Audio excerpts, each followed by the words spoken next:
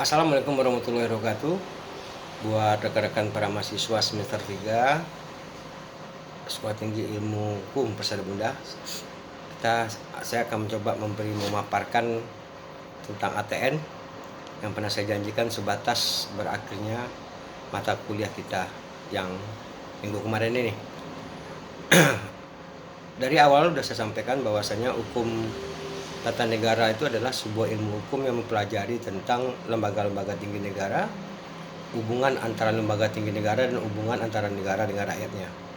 Itu adalah definisi hukum tata negara. Intinya hukum tata negara itu adalah dia mempelajari tentang konstitusi negara.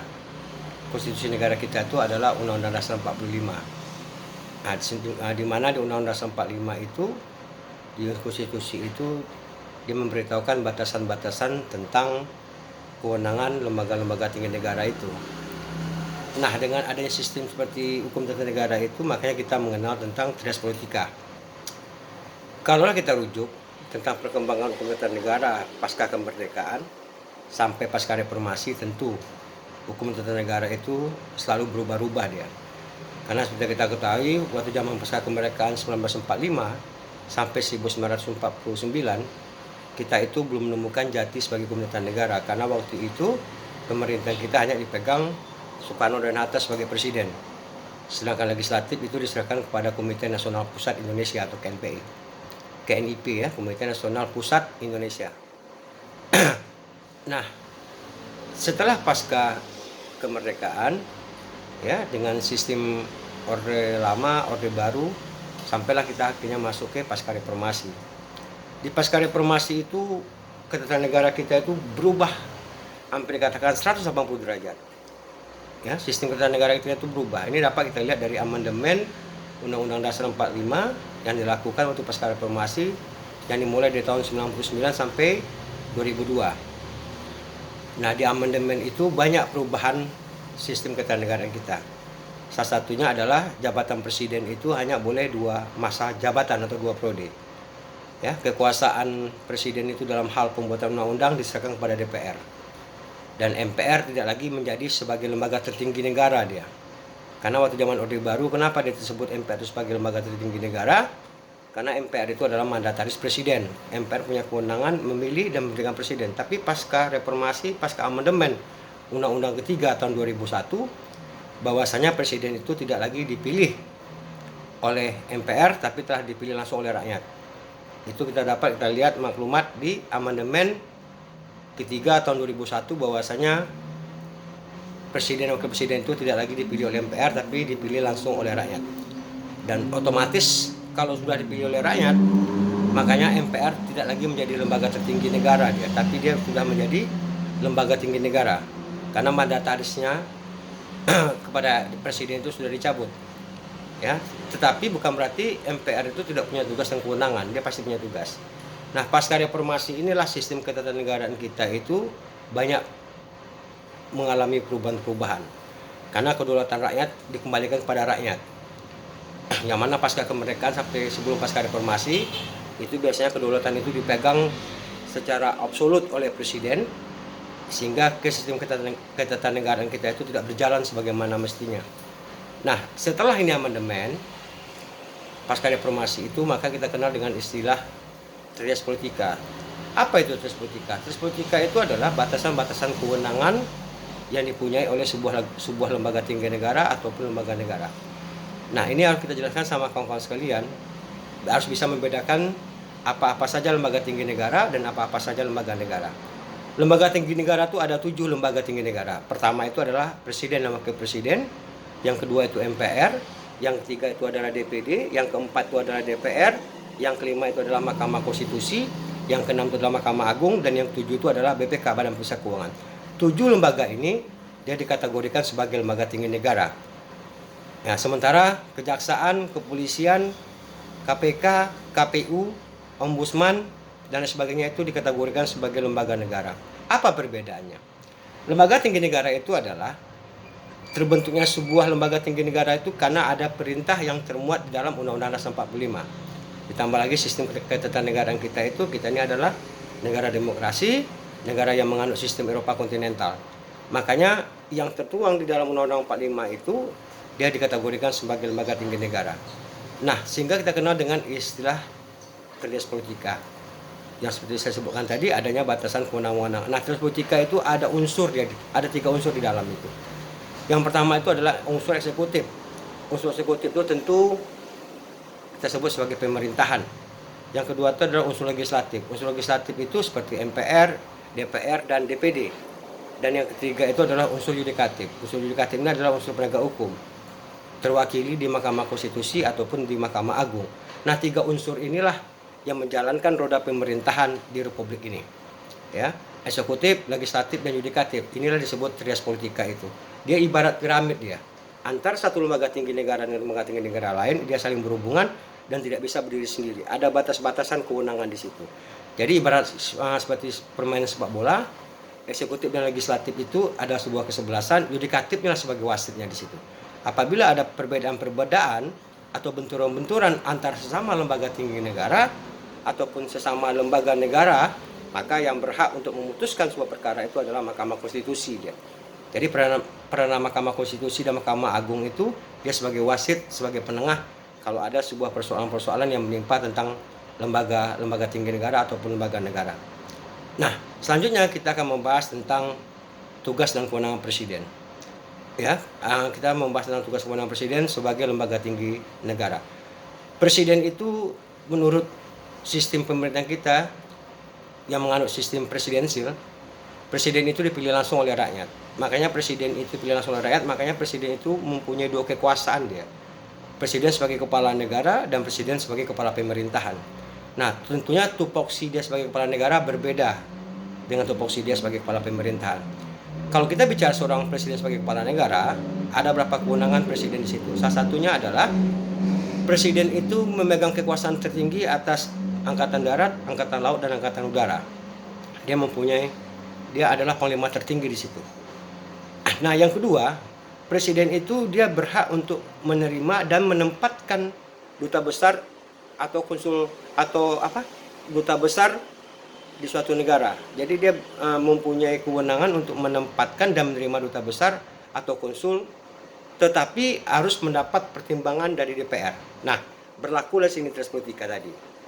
Ya, karena ingat Trias Politika itu adalah batasan kewenangan. Ada hal-hal tertentu dalam menyangkut tentang ketatanegaraan, presiden itu harus meminta pertimbangan dari DPR, begitu pun sebaliknya, DPR pun harus dapat pertimbangan dari presiden. Karena antara eksekutif dan legislatif ini, mereka lah yang menjalankan pemerintahan itu. Makanya tidak heran kalau akhirnya amandemen undang-undang itu meminta eksekutif dan legislatif ini harus dipilih langsung oleh rakyat. Jadi mereka itu adalah perwakilan dari rakyat yang dipilih langsung oleh rakyat. Ya, jadi presiden itu dia menempatkan dan menerima duta besar, baik duta besar kita ke negara lain atau menerima duta besar negara kita, itu harus mendapat pertimbangan dari DPR terlebih dahulu. Ya, yang itu dia sebagai tugas dia sebagai kepala negara. Selanjutnya presiden juga dia presiden itu mempunyai kewenangan untuk menyatakan perang. Dia menyatakan perang dia. Tetapi tentu di saat dia menyatakan perang itu dia harus mendapat terlebih dahulu persetujuan dari DPR. Jadi tidak bisa walaupun dia sebagai kepala negara, dia nggak bisa sewenang-wenang mengatakan perang terhadap negara lain. Dia bisa melakukan itu tapi harus mendapat persetujuan dulu kepada DPR.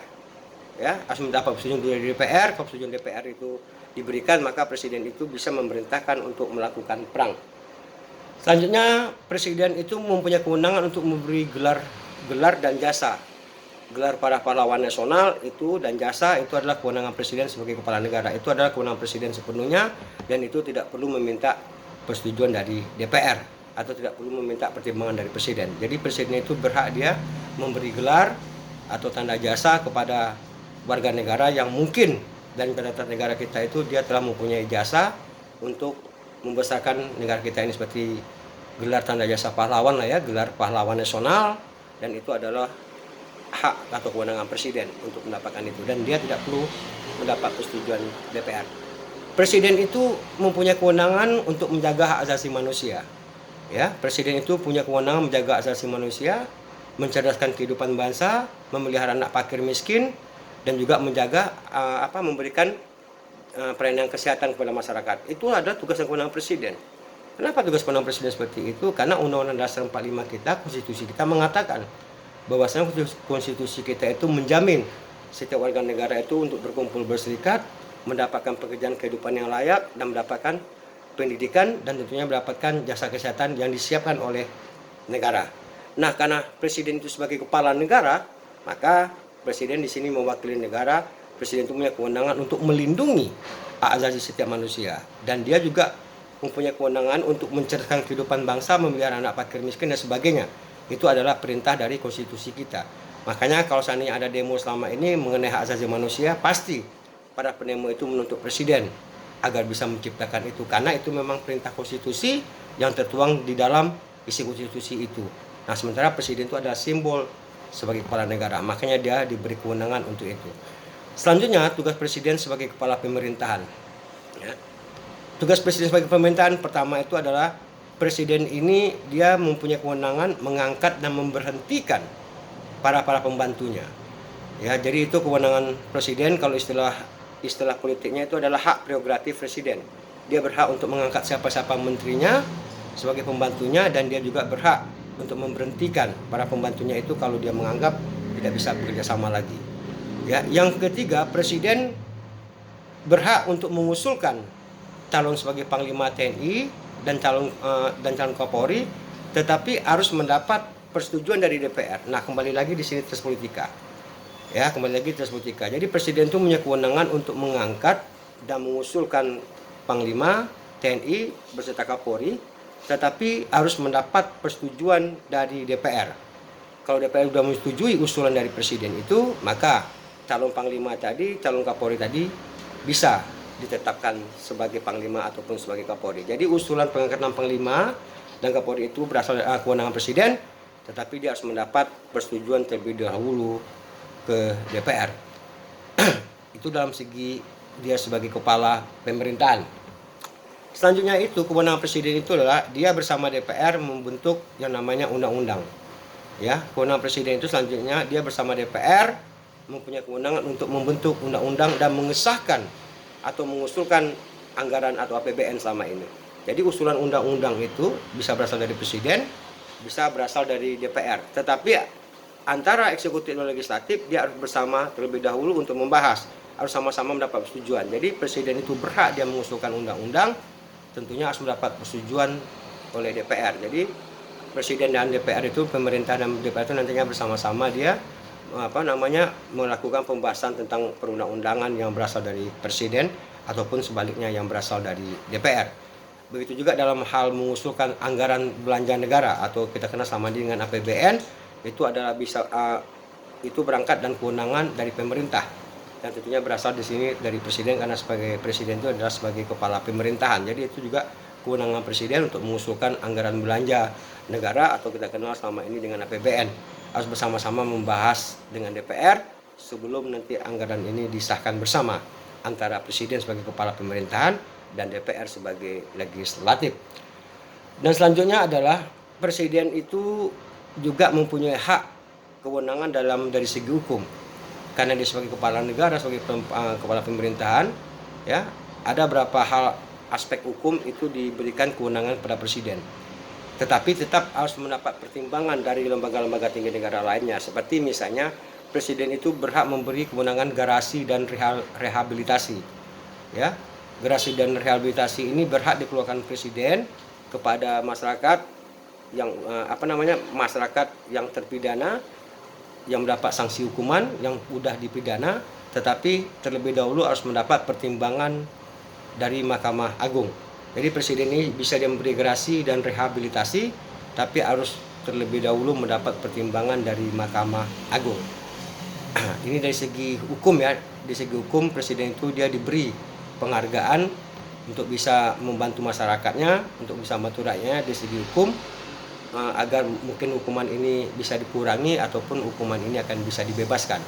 Nah, dari sudah saya sampaikan tadi, presiden itu berhak memberi gerasi dan rehabilitasi, tapi harus mendapat terlebih dahulu pertimbangan dari Mahkamah Agung. Selanjutnya, presiden juga bisa memberi amnesti dan abolisi. Ya, amnesti dan abolisi. Amnesti dan abolisi ini kewenangan presiden juga untuk memberikan keringanan hukuman, tetapi harus terlebih dahulu mendapat persetujuan dari DPR. Nah beda dia kan, beda kasus dia. Gerasi dan rehabilitasi harus mendapat pertimbangan dari Mahkamah Agung, sedangkan amnesti dan abolisi harus mendapat pertimbangan dari DPR. Di mana perbedaannya itu? Kenapa ini harus dapat pertimbangan dari Mahkamah Agung? Kenapa ini harus dapat pertimbangan dari DPR?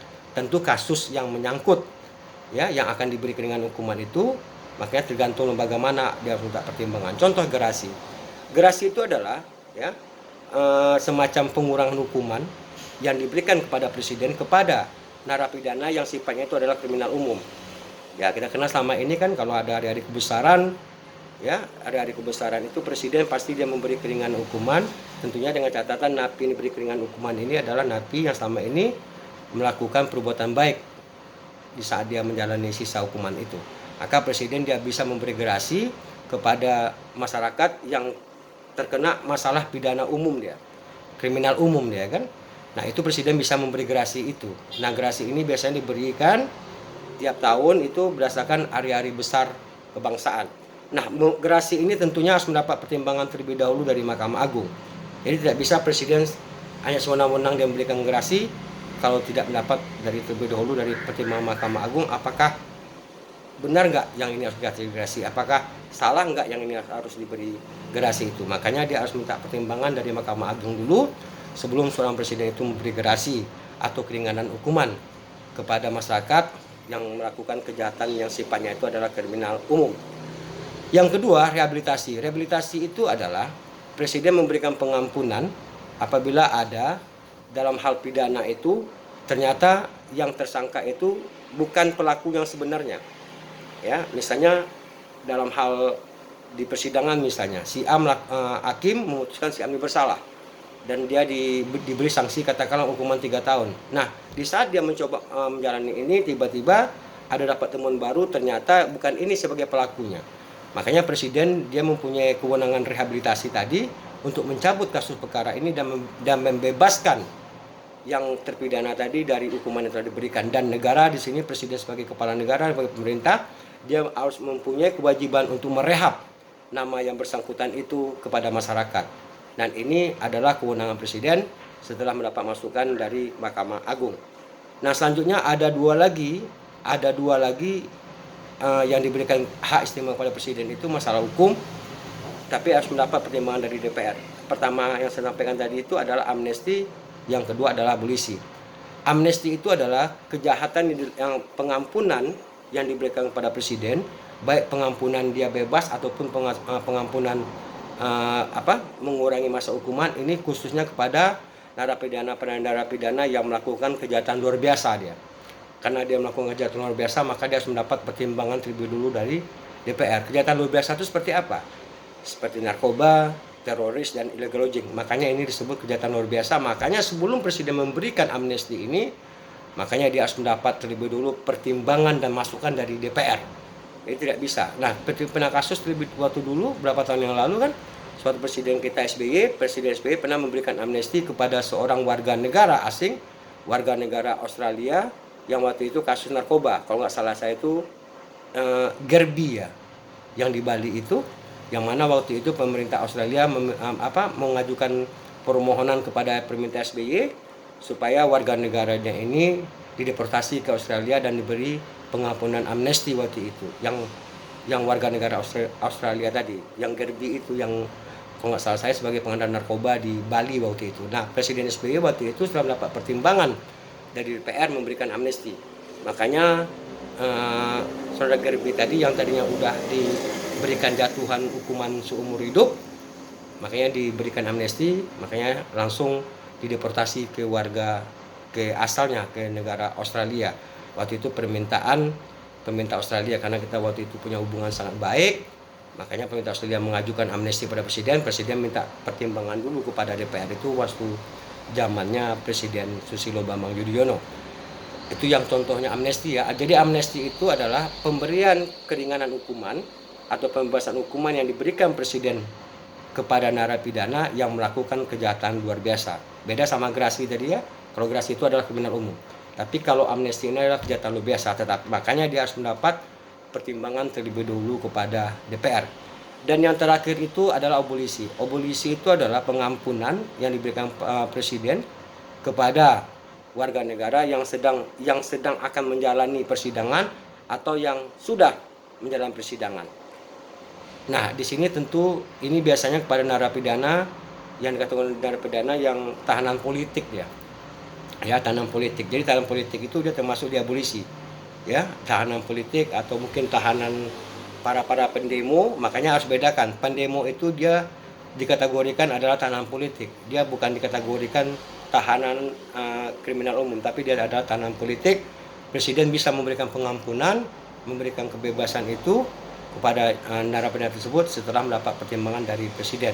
Makanya kalau abolisi ini sifatnya itu adalah tentang tahanan politik atau tahanan-tahanan yang penggerak-penggerak demo yang mungkin sifatnya mengasut dan sebagainya. Makanya dia harus dapat pertimbangan dari presiden terlebih dahulu. Jadi inilah tugas kewenangan presiden sebagai kepala negara dan kepala pemerintahan kalau kita lihat dari segi hukum tata negara. Jadi demikian dulu kawan-kawan sekalian yang dapat saya sampaikan. Sebatas ini, nanti kelanjutannya kita akan membahas tentang tugas kewenangan MPR, DPD, Mahkamah Konstitusi, Mahkamah Agung, dan Badan Pemeriksa Keuangan. Mudah-mudahan video singkat ini bisa membantu. Ya, tentunya sumber ini saya harap kepada para mahasiswa tidak hanya mengambil dari video YouTube saya saja, tapi coba juga mencari atau menggali hukum tata negara ini melalui buku-buku yang banyak tersedia di perpustakaan atau di Gramedia. Terima kasih sekali lagi. Saya sampaikan, mohon maaf atas kurangnya. Wassalamualaikum warahmatullahi wabarakatuh.